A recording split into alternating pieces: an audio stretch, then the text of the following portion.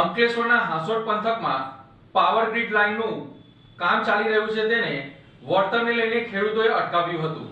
હાંસોટ પંથકમાં power grid લાઇનના કામને લઈને ખેડૂતોમાં ભારે રોષ જોવા મળી રહ્યો છે। ઇલાવ ગામ સહિતના વિસ્તારમાં ચાલી રહેલી કામગીરી સામે ખેડૂતોએ વિરોધ યથાવત રાખ્યો છે।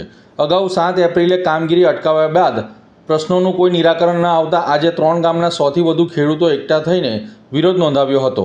કામ તાત્કાલિક બંધ કરાવ્યું હતું। ખેડૂતોનું કહેવું છે કે પાવર ગ્રીડ લાઇન માટે લેવામાં આવતી જમીનનું યોગ્ય વળતર આપવામાં આવતું નથી। આ મુદ્દે અનેક વખત રજૂઆત કરવા છતાં યોગ્ય નિરાકરણ ન મળતા ખેડૂતો રસ્તા પર ઉતર્યા હતા। ખેડૂતોના વિરોધને કારણે કામગીરી અટકાવી દેવામાં આવી હતી। ખેડૂતોએ જણાવ્યું હતું કે આ સમગ્ર પ્રોજેક્ટ કમર્શિયલ હોવા છતાં ખેડૂતોને એગ્રીકલ્ચર જંત્રી પ્રમાણે વળતર ચૂકવવામાં આવે છે। આની સામે સુરત અને નવસારી જિલ્લાના ખેડૂતોને સારું વળતર ચૂકવાયું છે, તો ભરૂચ જિલ્લાના ખેડૂતો સાથે કંપની અને સરકાર અન્યાય કરી રહી હોવાના આક્ષેપો કરવામાં આવી રહ્યા છે। જ્યાં સુધી ખેડૂતોની માંગ ન સંતોષાય ત્યાં સુધી કામગીરી બંધ કરવાનો ખેડૂતોએ હુંકાર વ્યક્ત કર્યો છે। ખેડૂતોના વિરોધના પગલે ભરૂચ જિલ્લા પંચાયતના સભ્ય મગન પટેલ અને તાલુકા પંચાયતના સભ્ય નટવર પરમાર સહિતના આગેવાનો દોડી આવ્યા હતા। તેઓએ જણાવ્યું હતું કે રાજ્યના જળ સંપત્તિ મંત્રી ઈશ્વરસિંહ પટેલના માર્ગદર્શન હેઠળ રાજ્યના ઉર્જા મંત્રીને રજૂઆત કરીને ખેડૂતોના પ્રશ્નોનું નિરાકરણ લાવવામાં આવશે અને ખેડૂતો દ્વારા કમર્શિયલ જંત્રી મુજબ સંપૂર્ણ વળતર આપવા માર્કેટ રેટ કમિટીની રચના કરવા અને તેમાં ખેડૂત પ્રતિનિધિઓને સામેલ કરવા સહિતની માંગણીઓને રજૂ કરવામાં આવી છે। અમે આજે ઇલાવ ગામ ખાતે બધા અસરગ્રસ્ત ખેડૂતો પાવર ગ્રીડ કંપનીના જે ટ્રાન્સમિશન લાઇન સ્થાપના થઈ રહેલી છે એના માટે બધા અસરગ્રસ્ત ખેડૂતો ભેગા થયા છે।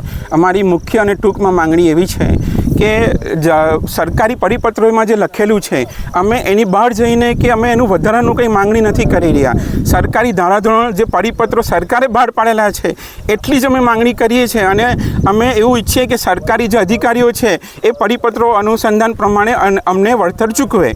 પણ અહીંયા અમને એવો અનુભવ થઈ રહ્યો છે કે જે પરિપત્રો છે એની પણ ઉપર જઈને સરકારી અધિકારીઓ જ્યારે અમને વળતર ના આપતા હોય તો અમારી પાસે હવે બીજો કામ રોકાવા સિવાય બીજો કોઈ ઓપ્શન બચતો નથી।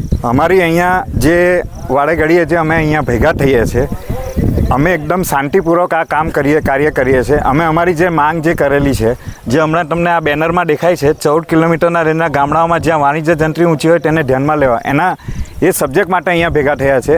1 મહિના પહેલાં પણ અમે આગળ રજૂઆત કરેલી હતી, તેમ છતાં બી કોઈ એનું નિરાકરણ નથી આવ્યું।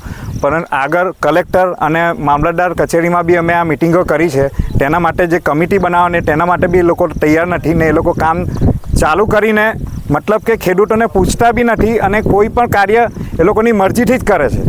અમારું કહેવાનું એમ છે અમે 6 મહિના વર્ષ સુધી બી અમે લડવાના જ છે એના માટે, કારણ કે એ લોકો આજે આગળ પણ સંદીપભાઈએ કીધું તે પ્રમાણે એ લોકો 294 રૂપિયા અને જંત્રીની જે વાત કરે છે ટી શર્ટ નથી આવતું સાહેબ। એના માટે અમે લડીએ છીએ કે અમને સારું વળતર મળે અને એના માટે અને ખૂબ જ આ કામ અમે ખૂબ જ શાંતિપૂર્વક કરીશું। આજે હું આ પાવર ગ્રીડ જે લાઇન જઈ રહી છે અને ખેડૂતો એનાથી અસરગ્રસ્ત છે એ અસરગ્રસ્ત ખેડૂતોની રજૂઆતને ધ્યાનમાં લઈને હું અહીં આગળ સ્થળ ઉપર આજે આવ્યો છું અને ખેડૂતોની જે વાત છે એ મેં સાંભળી છે અને ખેડૂતોના જે પ્રશ્ન લઈને ચાલતા મિત્રો આ સરકારની જે નીતિ છે એ નીતિ વિષયક જે એમની પાસે પરિપત્રો છે, આધાર પુરાવા છે, એને પણ મેં વાત સાંભળી। તો આ ખેડૂતોને આ જે એમની જે પાવર ગ્રીડ લાઇન જઈ રહી છે તો કંપની પાસેથી એમની માંગ છે કે અમને વાણિજ્ય હેતુના પ્રીમિયમ મુજબ અમને જંત્રી મુજબ એનું વળતર અમને મળવું જોઈએ અને એ એમની વાત સાચી છે, કારણ કે બાજુના નવસારી જિલ્લાની અંદર પણ ત્યાંના કલેક્ટરશ્રીએ પણ વાણિજ્ય હેતુનો ભાવ ગણીને જંત્રીના મુજબ એ ખેડૂતોને એમણે વળતર ચૂકવ્યું છે।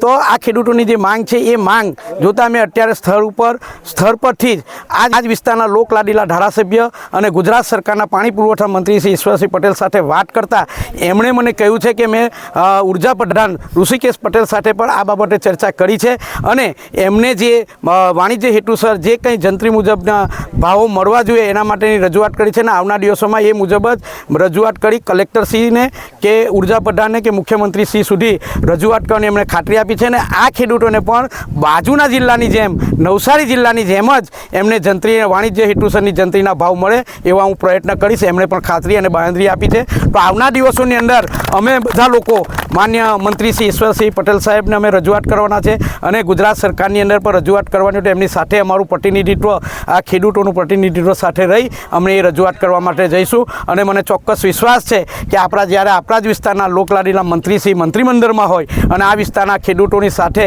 અન્યાય ન થાય એ પણ જોશે એવી મને આ તબક્કે એમના પર વિશ્વાસ અને ભરોસો છે.